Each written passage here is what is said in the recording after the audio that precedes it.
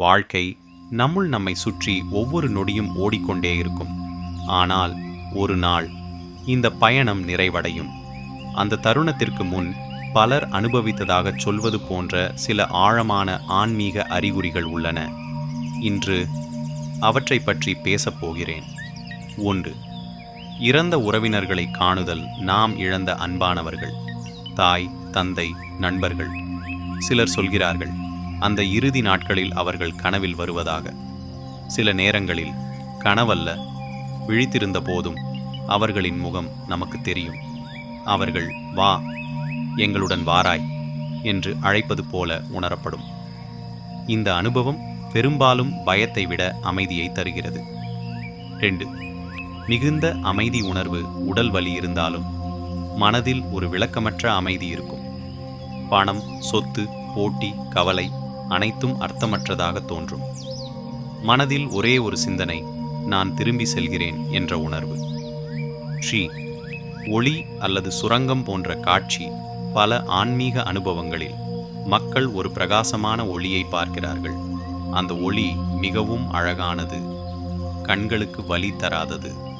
அந்த ஒளி பக்கம் நம்மை இழுக்கும் ஒரு விசித்திரமான ஈர்ப்பு இருக்கும்.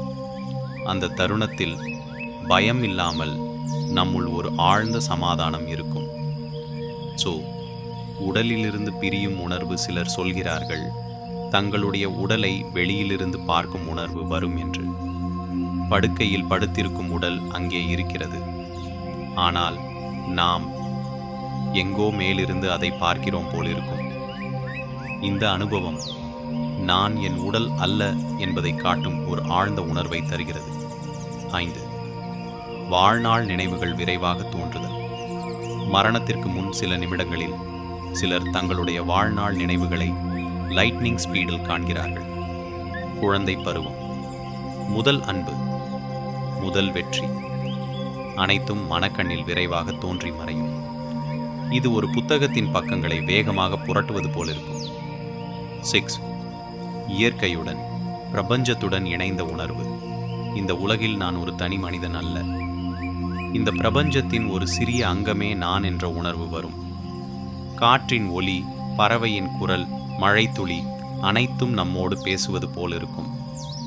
மரணம் பலருக்கு பயம் தரும் ஒரு சொல்லாக இருக்கலாம், ஆனால் ஆன்மீக பார்வையில் அது ஒரு முடிவு அல்ல, ஒரு புதிய தொடக்கம். இந்த அறிகுறிகள் நமக்கு பயத்தை விட அமைதியை தருகின்றன.